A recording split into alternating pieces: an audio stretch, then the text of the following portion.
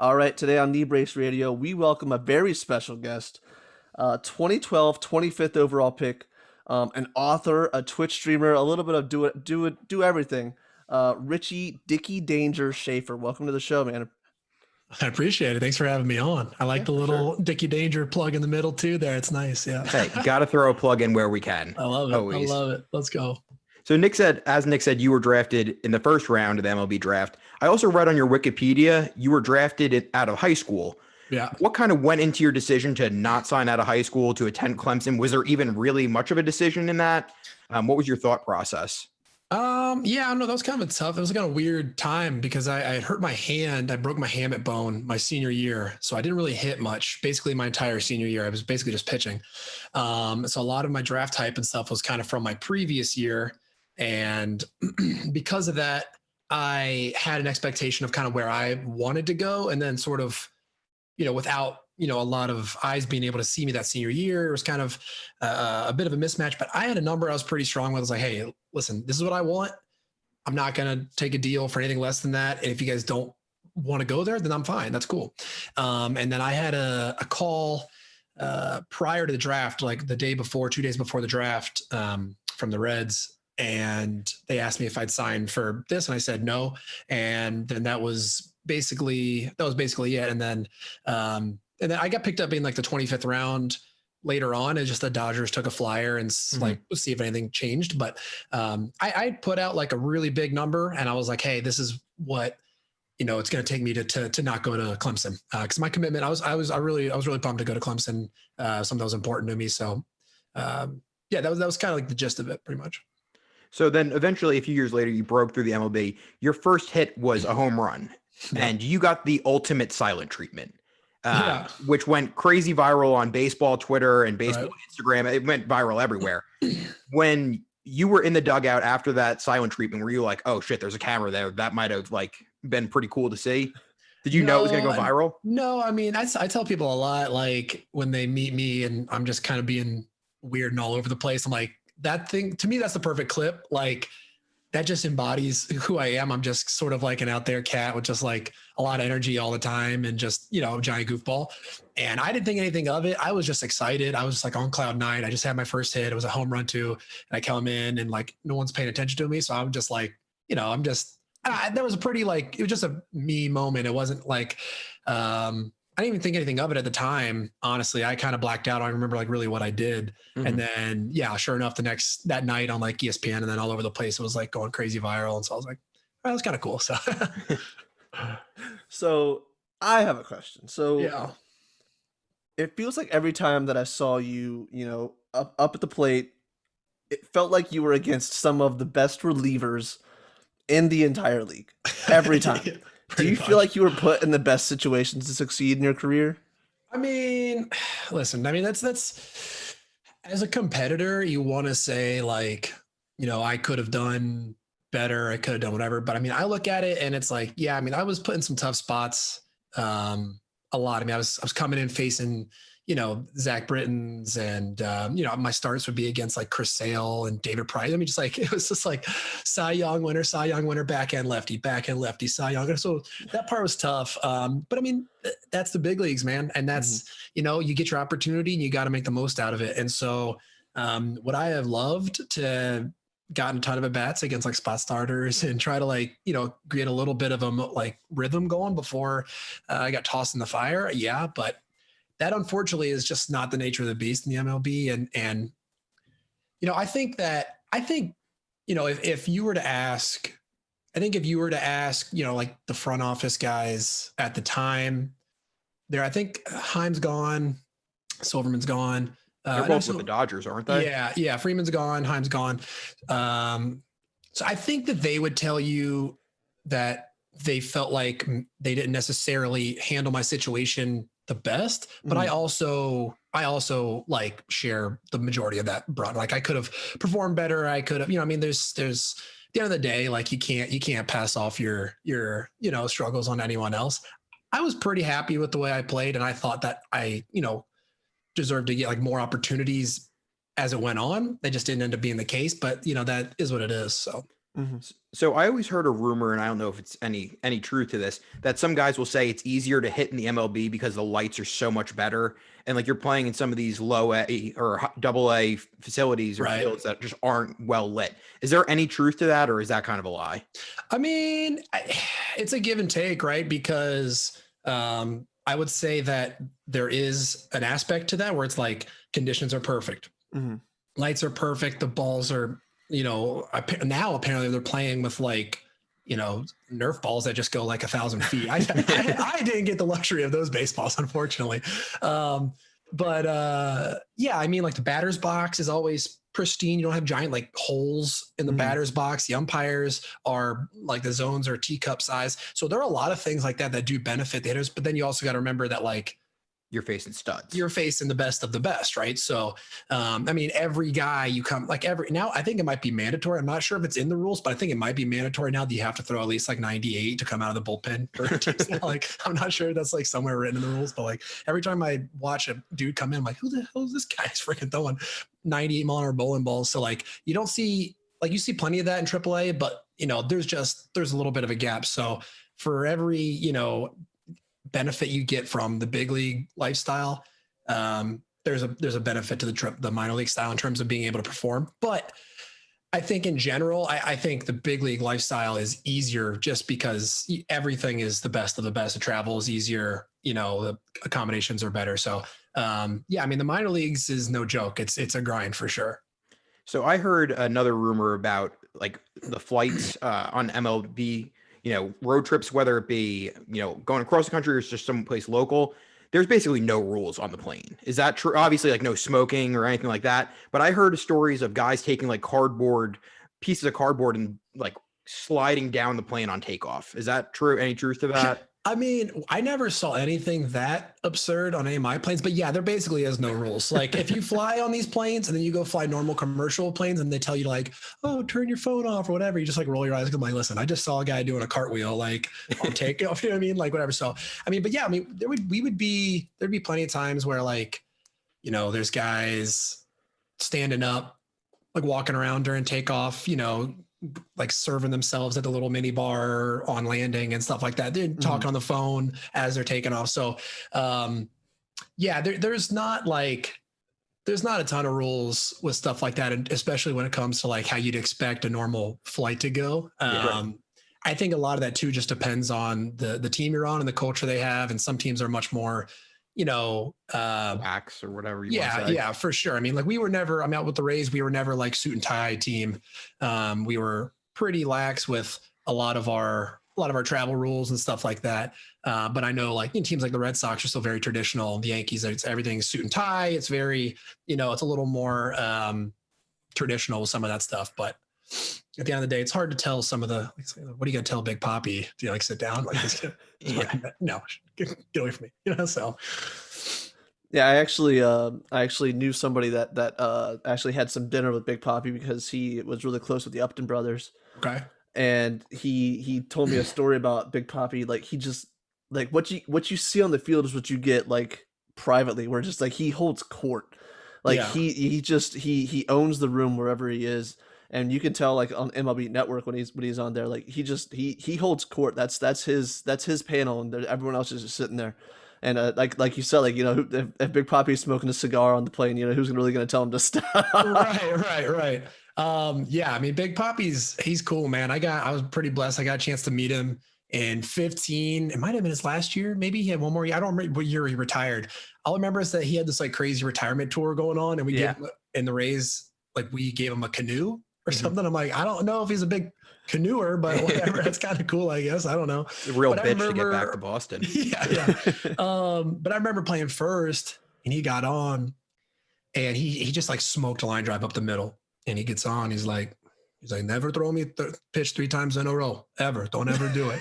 Because he got through back-to-back breaking balls. He looked down the third one. He just went boom, and just smacked it up the middle. And I started laughing. I was like, hey, Big Papi, what's up, man? Like, I'm a freaking 24-year-old like kid, like my 4th game ever. I'm like freaking out. And here's Big Poppy 20 years in, just like joking around with this, kid. He has no idea who he is. It's funny because you're not a small guy, so like for you to be like, hey, Big Poppy, I mean, it speaks to how large that man is. For sure. I'm 6'4", and when I was playing, I was 6'4", 230. Like, I'm a big dude, and there's a couple guys that like made me feel really small. I mean, Big Poppy was one of them. Aaron Judge was probably the one the most. I was like, bro, what are you, dude? Like, are you kidding me right now? Like, I was like standing on the base on purpose, just like give myself an extra 2 inches. You're not that much smaller than him, but in your head, you're like, dude, this is the Jose Altuve picture all over again. 100%. I'm not trying to be on the cover of Sports Illustrated and getting made fun of. Get out of here. Besides for Poppy, was there anybody else that you were like really starstruck when you played against him or met after the game? I mean, I remember my second start ever was against Chris Sale, or my second game ever was against Chris Sale. And I remember I only got 2 at-bats in my my first start against Quintana. And I got hit in like the second pitch in the shin. That was my first at-bat ever. I got hit in the shin. I always like to say that's kind of like sums up my career. Like, it was awesome and it kind of hurt, but like kicking the shin. You know what I mean? Like, it was cool. I got on base. It kind of hurt. It hurt for like another week afterwards, but it was still kind of cool. And I got on, but there really wasn't anything to show for it. There wasn't any stats in like the stat line for it. I don't know. Real question is, did you rub it? No, I didn't even feel it. I was just like, and then I got on base, and then afterwards, after the game, I looked down and I had this like watermelon attached to my shin. I was like, oh my God, dude, I just snapped my tibia. What just happened? Yeah, facing Chris Sale, I remember my first at bat, I struck out horribly. I was like screwed myself in the ground on like a slider, strike out. I get back in the dugout. You weren't the first one. Yeah, right. But I'm like, dude, like, you got to calm down. Like, listen, like, you are on the same, you two are at the same level. Like, he's not in AA rehabbing, right? Like, you are a big leaguer just like he is. Yeah, he might be an all-star and so like, but you guys are essentially peers. So like, act like it, bro. I mean, it's basically just telling myself to nut the hell up. Like, like, let's go, calm down, figure it out. And I had some good at-bats against him throughout my career after that. But I remember that first at bat, I felt just so incredibly outmatched, like horribly. So Kimbrel now too, I had one against Kimbrel too, like that. I had a terrible strikeout against Kimbrel, and he's there and he's just staring at you, like doing this thing. he's on a coat hanger. Yeah, I'm like, what is this? I don't know what this is, but it's kind of terrifying. And I'll never forget, like, he threw me a first pitch. Mind you, I wasn't playing that game. This is another pinch hit. Sweet. So I'm not playing that game, and I'm just chilling. They're warming up they're warming up Kimbrel. I'm like, okay, I'm not playing today. This is a righty. They're not going to pinch hit a righty. That's really dumb. Who would do that? and then in between innings, so it's the bottom of the ninth, top of the ninth, third out happens. We're running off the field. Tim Beckham like tweaks his hammy, like running off the field. He's like leading off the inning. So he like tweaks his hammy running off the field in between innings, and he can't hit. And they're like, Shafe, grab a bat, you're hitting. And I'm just like, bro, come on now. Yeah, tweaks his hammy. He sees Kimbrel warming up. He's like, no. Oh, I don't know, man. This shoulder not feeling too good. I'm just gonna sit this one out. Yeah, so I had to go up there, and anyway, so I'm like, oh God, I was not expecting to get in today. Like, whatever. He does me this like first pitch curveball, and I take it. And I'm like, okay, that's not that bad. Like, I saw that pretty well. Like, that's not. We're fine. Whatever. Strike one. But at least I felt better. And then he goes like 98 dotted on the black down and away. And I go, shit. Like that's like, okay, take like 2 more fastballs and like I'm in it. And then he just throws me this like Snapdragon slider. That was just like the nastiest pitch I've ever seen. I swung at it. It was like 2 foot in the other batter's box. I'm like, all right, the first pitch was a get me over. Okay, noted. I'm like, okay, sick. I literally swung a pitch like it was like literally this far off the plate. I go, okay, cool. It's like, thanks for that at bat, Tim. Appreciate it, bud. That's the ultimate. You're holding a bat, not a sword moment. You like try to stop your swing halfway through, and you're like, fucked anyway. Yeah, so I was screwed. Yeah, it's terrible. So now that you're kind of out of playing, what are your thoughts on players like building their personal brand through social media, Twitch? Like, I know Pete Alonso's got a YouTube channel, and I saw some people on Twitter kind of chirping about it because he didn't have the greatest year. Do you think that's a fair criticism or no? Not at all. I wish, looking back on it, knowing what I know now, I wish that like I would have done the stuff I'm doing now. I wish I would have done when I first started playing. Number one, I think like no matter how much people claim it doesn't help, I think it helps your career, because the more that the more your name is in the public space, the more that you just kind of get cemented as like, to me, so to me, especially in baseball, like perception is reality. It doesn't even really matter if you're a good player. Doesn't matter if you're, a mediocre player. Is if people think you're a good player, you're going to be treated like a good player. And if people think you stink, then people are going to, say you stink.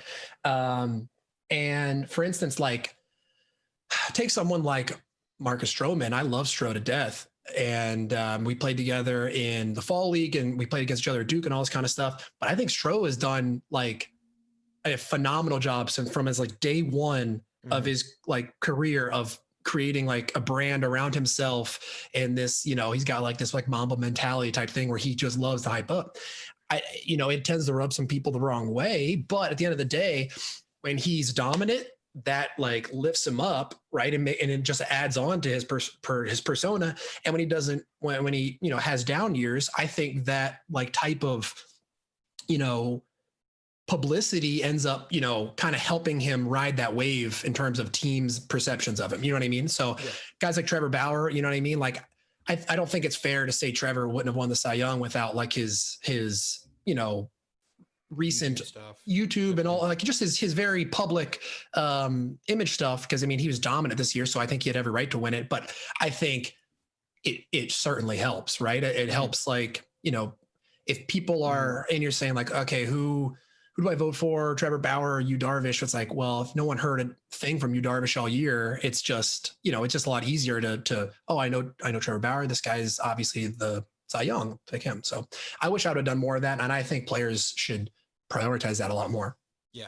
Growing up on Long Island, like every person that plays baseball has Stroman's like, wait, it's like height over heart or heart over height. Yeah. HDMH, yeah. Yeah. So everyone has that. It's like that. And then it's funny because you have guys that literally grew up one town apart with Stroman and Matz. Right. And you could see the difference of how they marketed themselves. And it's ridiculous. Like for sure. Matz is like this super quiet guy. And then Stroman comes over and everyone's like, oh, the local kid. It's like, you have a local kid on the team already. Right. So right. It's just interesting to hear you say that.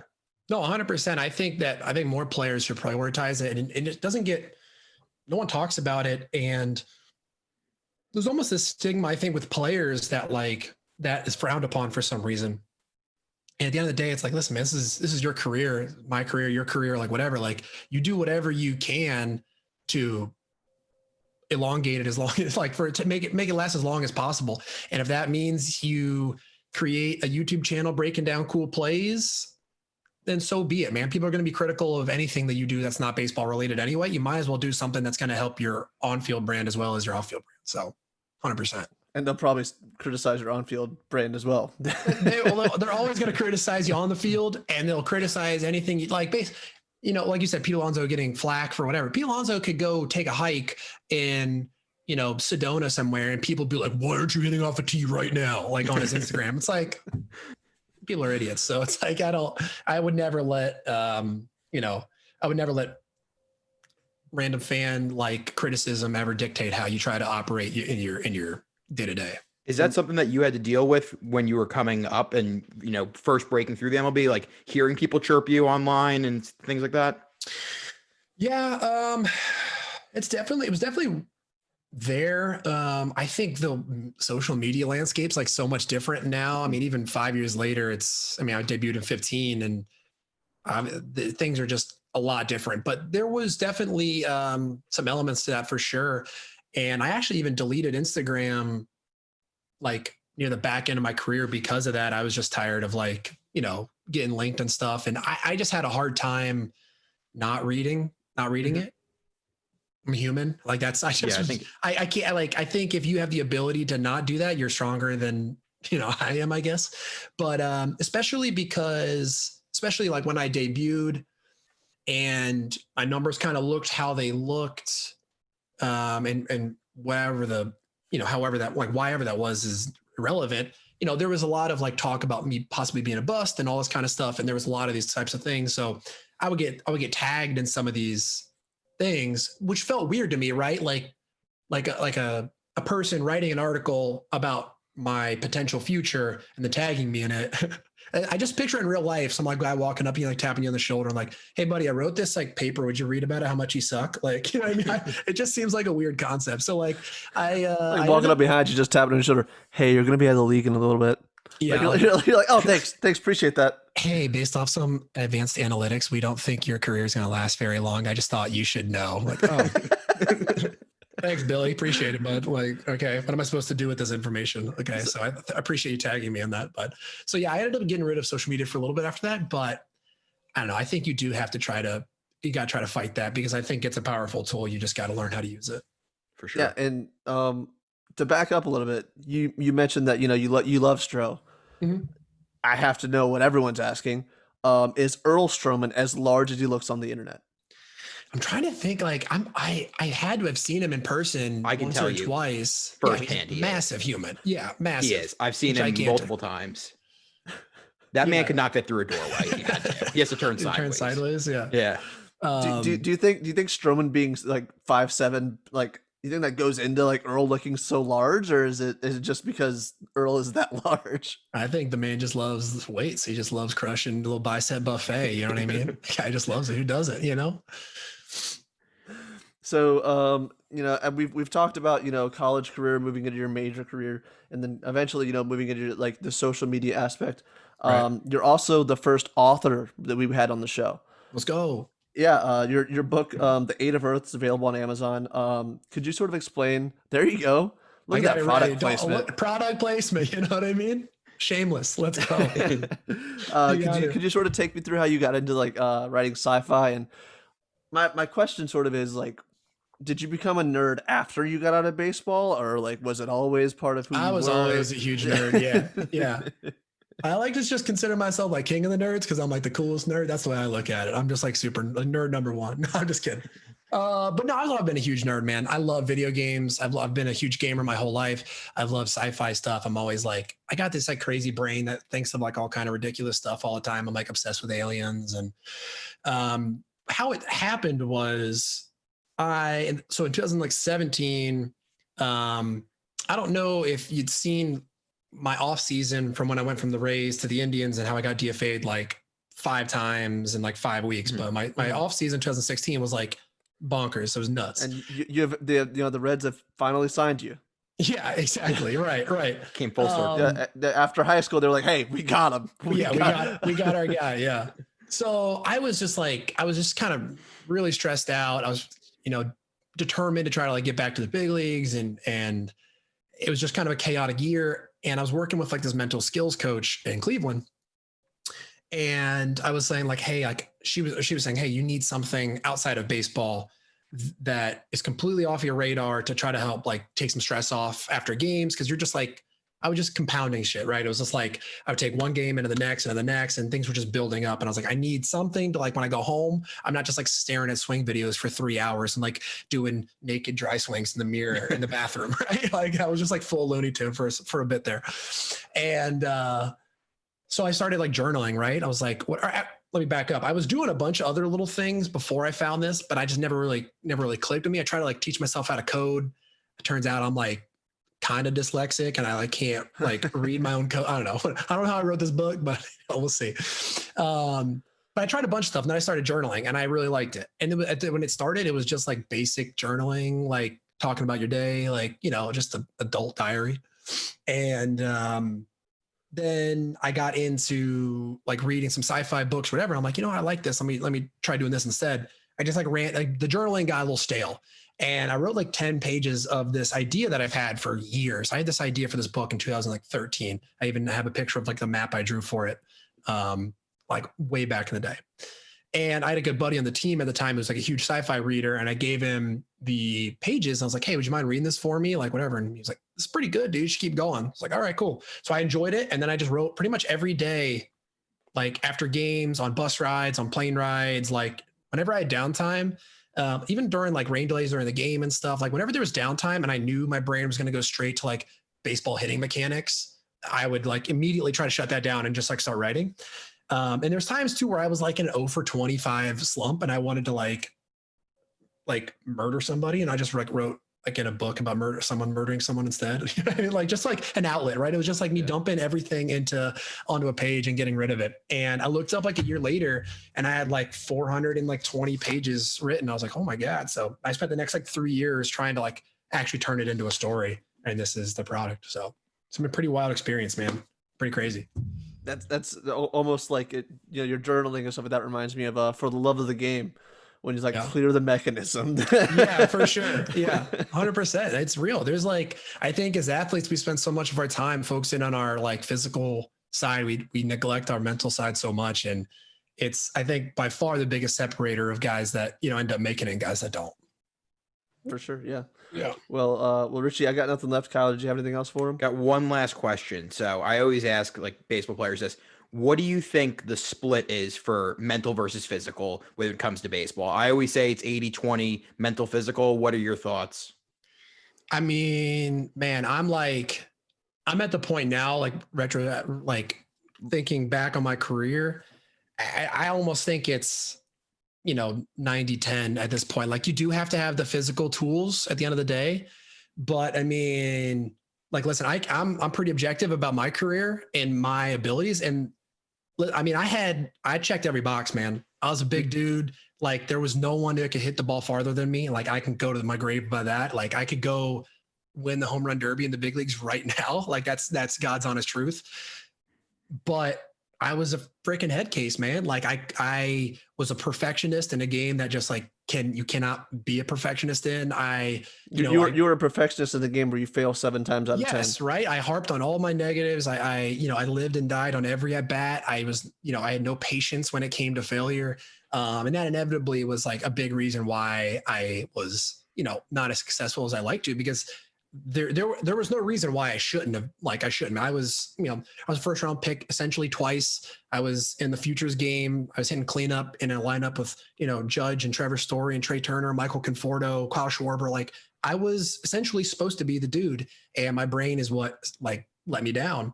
And I can say that looking back on it now, I didn't realize at the time, but I think like the biggest separator is mentality and mindset and just your mental state, because at that level, everyone's got the skill set. The physical skills are, there's obviously a difference, right, between like a guy like Mike Trout and me.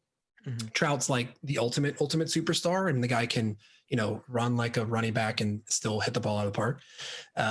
But once you get like right below him, almost everyone's interchangeable in terms of physical tools. And then it's like, then it just boils down to, are you in the right place at the right time? Do you capitalize on that? And then are you mentally, stable enough, strong enough to kind of like weather that storm and stick? So. Absolutely, man. I'm right there with you. When you were talking about like physical tools, I had like the exact opposite of everyone you just said. Short, slow, couldn't really hit the ball far, but I also was a head case. So me and you, I mean, we worked well together. Yeah, same. Perfect.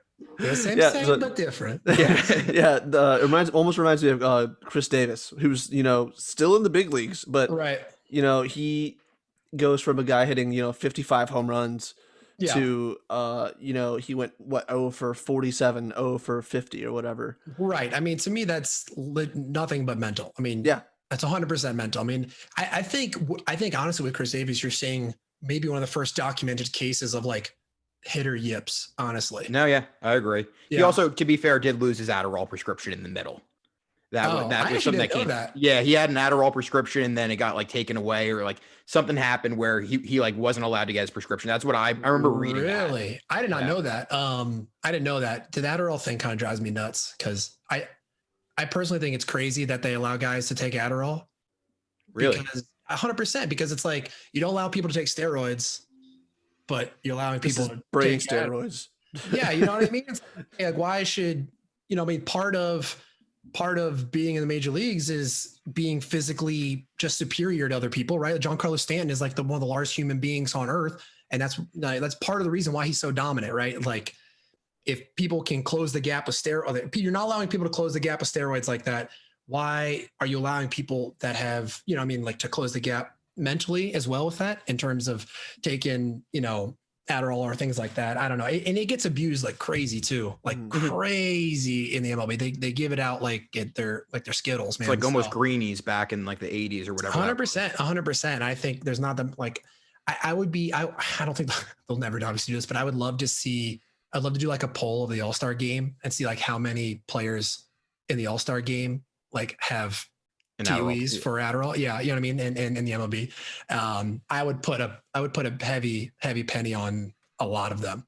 Because it just makes you it's like the limitless pill, man. It just freaking laser beams your focus. And that's, especially with baseball, that's the majority of the battle's focus. So yeah, I mean, absolutely, man. But to the Chris Davis point, I mean, it's not like, all of a sudden he was rolling over in every ball. Like he was hitting the ball 110 miles an hour off the bat. It just right at someone. Right. And it just, it was a combination of, I think, of yips, bad luck, and then also, Adderall. Right. Yeah, I feel so bad for that dude, man. No one wants to go out there every day and just struggle just endlessly.